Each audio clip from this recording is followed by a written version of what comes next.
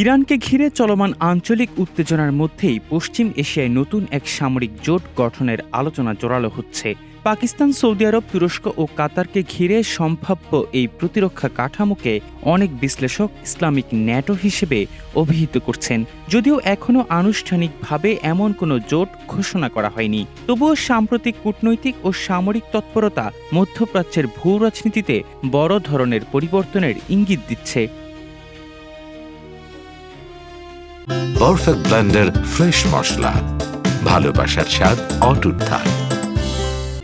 সম্প্রতি পাকিস্তানের প্রতিরক্ষা মন্ত্রী খাজা আসিফ এক টেলিভিশন সাক্ষাৎকারে জানান, সৌদি আরব ও পাকিস্তানের বিদ্যমান প্রতিরক্ষা সহযোগিতা চুক্তিতে তুরস্ক ও কাতার যোগ দেওয়ার বিষয়ে আলোচনা অনেকটা চূড়ান্ত পর্যায়ে রয়েছে।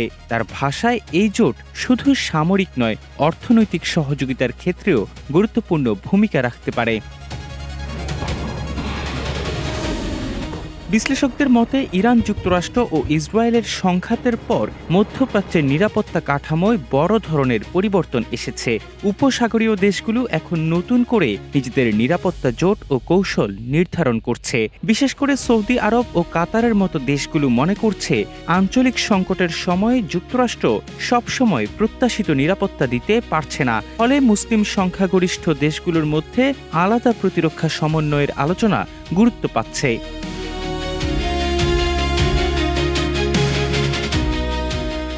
সম্প্রতি ইরান যুদ্ধের সময় পাকিস্তান সৌদি আরবে প্রায় ৮,০০০ সেনা, JF-17 যুদ্ধবিমানের বহর, ড্রোন ইউনিট ও চীনা HQ-9 আকাশ প্রতিরক্ষা ব্যবস্থা মোতায়েন করেছে।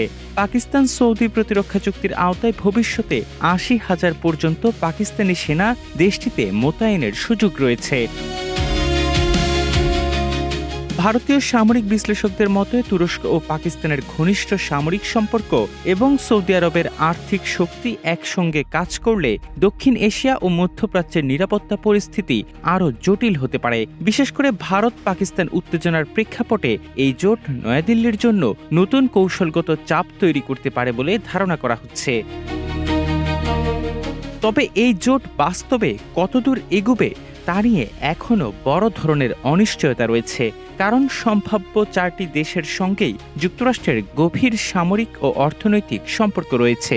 যুক্তরাষ্ট্র কেন্দ্রিক নিরাপত্তা কাঠামোর বাইরে গিয়ে মুসলিম দেশগুলোর নিজস্ব প্রতিরক্ষা বলয় তৈরির আলোচনা ভবিষ্যতে আরও জোরালো হতে পারে।